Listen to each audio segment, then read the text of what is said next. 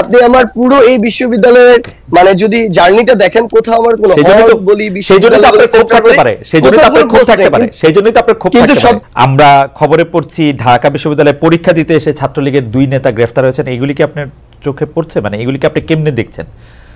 ভালো লাগছে আপনার?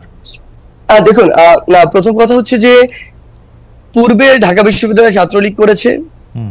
যদি আমি আমার এই প্রশ্নের উত্তর আসলে পূর্বের জায়গাটিতে রয়েছে, যদি তার বিরুদ্ধে এই যে নৃশংস বর্বরতা আমাদের উপরে চালানো হয়েছে পুরো বাংলাদেশের বিভিন্ন জেলাগুলোতে কিংবা ঢাকা বিশ্ববিদ্যালয়ে যেটি চালানো হয়েছে, এই সংশ্লিষ্টতা কিংবা বিগত এই যে রেজিমটি দেখেছি, এই সময়ে তারা ছাত্রলীগের নাম ধারণ করে সাধারণ শিক্ষার্থী বা ভিন্ন মতাদর্শের উপরে যদি অত্যাচার নির্যাতনটি না চালিয়ে থাকে, তাহলে যদি কেন এরকম কিছু করাকে আমাদের জায়গা থেকে, যদি কেন আমি 2টা ঘটনা বললাম, আপনি এই 2টা ঘটনা জানেন কিনা, এরকম নিশ্চয়ই আরো 50,000 ঘটনা আছে। আপনি যদি বলছেন কেন, যদি মানে এই 2টা ঘটনা আপনি জানেন কিনা, মানে এইটার আপনি জানেন অথবা আপনি জানেন না, এইটাই তো হবে এটার মধ্যে যদি কেন। আচ্ছা, পরীক্ষার হলের যে ঘটনাটা, এই ঘটনাটা আমি জানি। আচ্ছা, ওইটা কি ঠিক আছে? মানে এটা করা ঠিক আছে ছাত্রলীগের 2 নেতা গ্রেফতার পরীক্ষার হলে এসে? না, এটার আনসারটাই তো আমি আপনাকে বললাম যে তার বিরুদ্ধে যদি সেরকম অভিযোগ থাকে, এরকম বর্বরতা, নির্যাতন, নৃশংসের সাথে যুক্ত হওয়ার যদি তার বিরুদ্ধে এই অভিযোগটি থাকে, এটি তো আমি জানি না অভিযোগটি আছে কিনা, সেটি খতিয়ে দেখার সুযোগটি আসলে আমার হয়নি। যদি থাকে তাহলে তাকে গ্রেফতার করতে পারে যে কোনো জায়গা থেকে, যদি না থাকে তাহলে যে কোনো জায়গা থেকে, ইভেন বাড়ি থেকে নিয়ে যেতে পারে না।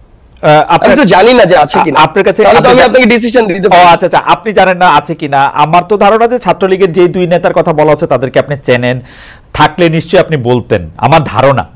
বিকজ গত 8-10 বছরে যা কিছু হয়েছে, 17 সালের থেকে যদি আপনি ঢাকা বিশ্ববিদ্যালয়ে থাকেন, 17 সালের পর থেকে যদি আপনি ছাত্রলীগের রাজনীতিতে থাকেন, আপনি যদি আসলে ছাত্র প্রতিনিধি হয়ে থাকেন, আমার ধারণা গত 6-7 বছরে যা কিছু হয়েছে ঢাকা ইউনিভার্সিটিতে আপনি জানেন।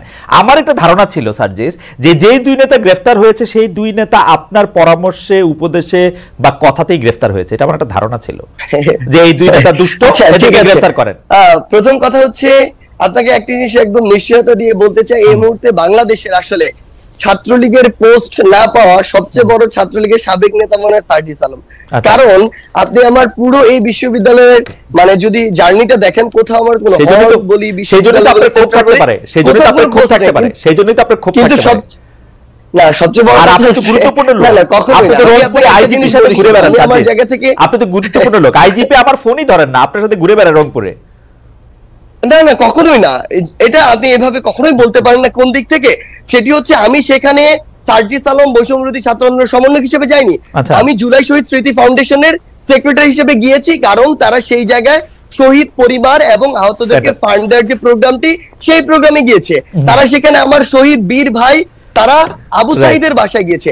এর বাইরে তারা কিন্তু আরো একাধিক প্রোগ্রাম করেছে, তার কোনোটিতেই কিন্তু আমি যাইনি। তো আপনি এটি কখনো বলতে পারবেন না যে আমি আইজিপির সাথে ঘুরে বেড়াই। ক্লিয়ার কথা।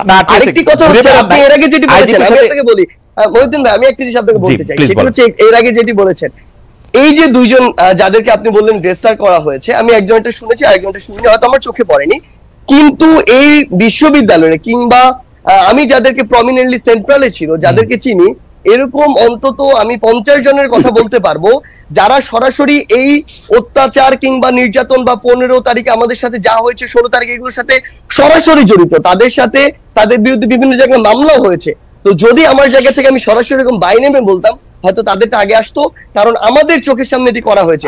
হ্যাঁ, তাদের বিরুদ্ধে মামলা হয়েছে, পুলিশ প্রশাসন তাদের তদন্ত সাপেক্ষে তাদেরকে গ্রেফতার করবে, ব্যবস্থা নেবে। আমি কেন ব্যক্তিগতভাবে বলতে চান? অথবা আপনি ইচ্ছা প্রকাশ করেছেন, কারণ আমি জীবনে যেমন দেখেছি বলে, মানে যাই হোক, সেটি অন্য প্রসঙ্গ, কিন্তু আপনি তাহলে বলেন নাই, ব্যাপারটা তো এরকমই, তাদের 2 জনের গ্রেফতার। আপনার আসলে ঠিক আছে, আমি এইটাই বুঝলাম।